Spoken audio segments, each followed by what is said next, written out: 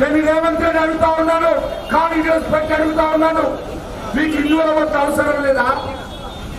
ఎందుకంటే ఇదే బంజారాయిల్స్ లో చిన్న పెద్దమ్మ గుడి ఉండింది.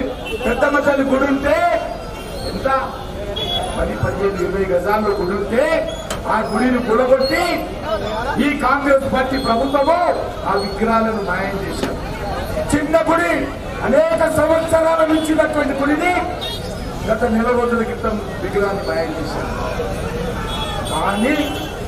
కానీ అదే మజ్లిస్ పార్టీ డిమాండ్ తో లేని పక్షంలో ఎవడప్ప జాగీరని ఈరోజు మరి ఆ రకంగా మరి ఆ యొక్క శ్మశాన్ ఘాట్కు శంషాన్ ఘాట్కు ల్యాండ్ ఇచ్చారు.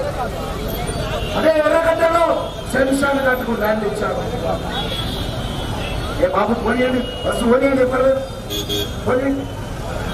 మీకందరికీ తెలుసు ఈరోజు శంషాన్ ఘాట్ లో మరి ఏ రకంగా మిలిటరీకి సంబంధించినటువంటి భూమి ఇస్తాం, వేల ఎకరాలు, ఎర్రగడ్డలో వేల ఎకరాలు ఇస్తాం.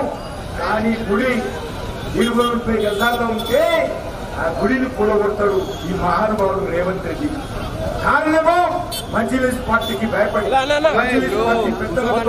ఈరోజు బంజారాహిల్స్లో పెద్దమ్మ గుడి కూడగొట్టినటువంటి చరిత్ర ఈ కాంగ్రెస్ పార్టీ.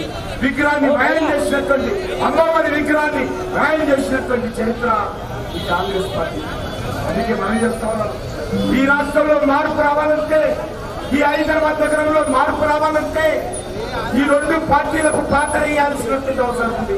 ఈ రెండు పార్టీలకు బుద్ధి చెప్పాల్సినటువంటి అవసరం ఉంది. ఈరోజు చూస్తాం, ఉదయం లేస్తే సాయంకాలం వరకు మజ్లిస్ పార్టీ ఎమ్మెల్యేలు జూబ్లీహిల్స్లో తిరుగుతున్నారు, ఇంటింటికి తిరుగుతున్నారు, ప్రజలను రెచ్చగొడతా ఉన్నారు, ప్రజలను మభ్యపెడతా ఉన్నారు. మనం చేస్తా ఉన్నాను, భారతీయ జనతా పార్టీ ఈ రోజు కాకపోయినా వచ్చే శాసనసభ ఎన్నికల్లో తప్పకుండా అధికారంలోకి వచ్చినాక బిడ్డ మజ్లిస్ పార్టీ ఈ సంగతి ఏదో తప్పకుండా చూస్తామని మనం చెప్తాం.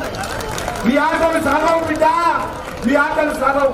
ఓల్డ్ సిటీకి వస్తే మంత్రులు మీ పర్మిషన్ తీసుకోవాలా? ఓల్డ్ సిటీలో డెవలప్మెంట్ చేయాలంటే మీ అనుమతి తీసుకోవాలా? మీ జాగీరా ఈ హైదరాబాద్ అడుగుతా ఉన్నారు, మజ్లిస్ పార్టీ జాగీరా ఈ హైదరాబాద్ అడుగుతా ఉన్నారు. ఈ రోజు హైదరాబాద్ నగరంలో ఈ విషయాలలో ఖచ్చితంగా భారతీయ జనతా పార్టీ ఈ రోజు మజ్లిస్ పార్టీ గుండాయిజానికి, రౌడీజానికి వ్యతిరేకంగా పోరాటం చేస్తామని సందర్భంగా మజ్లిస్ పార్టీకి కల్పిస్తే వంగి సలాములు వచ్చేటువంటి బీఆర్ఎస్ పార్టీ, వంగి సలాములు వచ్చేటువంటి కాంగ్రెస్ పార్టీ గుర్తించారు. ప్రతి ఎన్నికల్లో కూడా బీఆర్ఎస్ నాయకులు, కాంగ్రెస్ నాయకులు ఆయా పార్టీలు టికెట్ ఇవ్వగానే సూట్ కేసులు తీసుకుని దారుసాలకు వెళ్తారు. ఎందుకంటే మాకు మీ ఓటు, ఎందుకంటే ఈరోజు రేవంత్ రెడ్డికి హిందువుల మీద నమ్మకం లేదు, సామాన్య ప్రజల మీద నమ్మకం లేదు, పేదల మీద నమ్మకం లేదు. ఎందుకంటే ఈ 2 సంవత్సరాలుగా ఆయన ఏమీ చేయలేదు.